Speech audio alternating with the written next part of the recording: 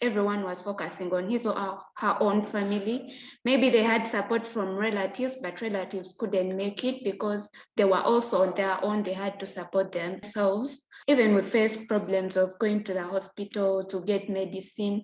We had no transport. Transport means were very difficult unless you have maybe an identity card or you have someone to take care of you or even an organization. These young mothers were breastfeeding, so it was very difficult for them to breastfeed when they are hungry. Of course, the immunity is not good when you breastfeed, yet you're hungry as well. The baby doesn't eat well, doesn't get enough help. So we accepted help from different organizations as well. Like UNIPA helped us and they used to provide food. They went to different facilities. They also got means on how to approach different individuals to supply the medicine. There was also a positive side because we had time for our babies. We had full time for our babies and our families. We found it easy to know what is hindering the children, what's disturbing them. You get enough time with your baby and you say that this is it, this is how my baby behaves, this is how he acts, or anything else. We found ourselves that we can do different activities such as knitting, maybe making tea pads. Very many young mothers have gained from this and have got the opportunity. They are now selling their products and they are getting money to support their families and their babies. We had peer support from peers because to make ourselves, to make our bodies healthy, or let me call it mental health, because if you're alone, of course, you're going to think negatively, but when you're with your peers, you have to think positively, so you get that happiness. You don't be in isolation.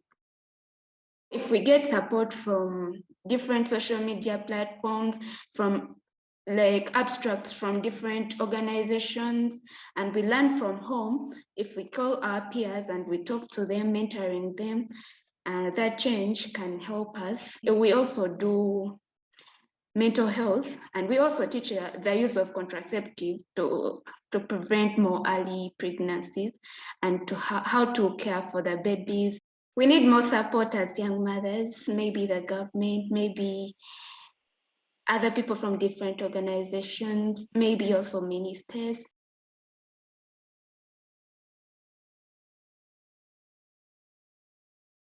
First thing is medication, because some of the mothers, they use transportation to go fetch their medication.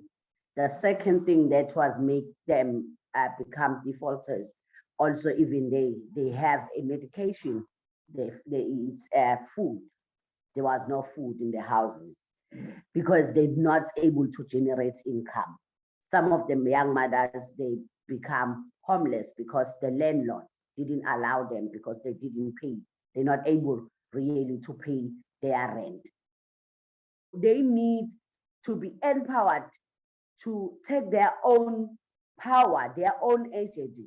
For me, for a way forward, we need to create a safe space for young mothers to talk about themselves so that they can own their bodies.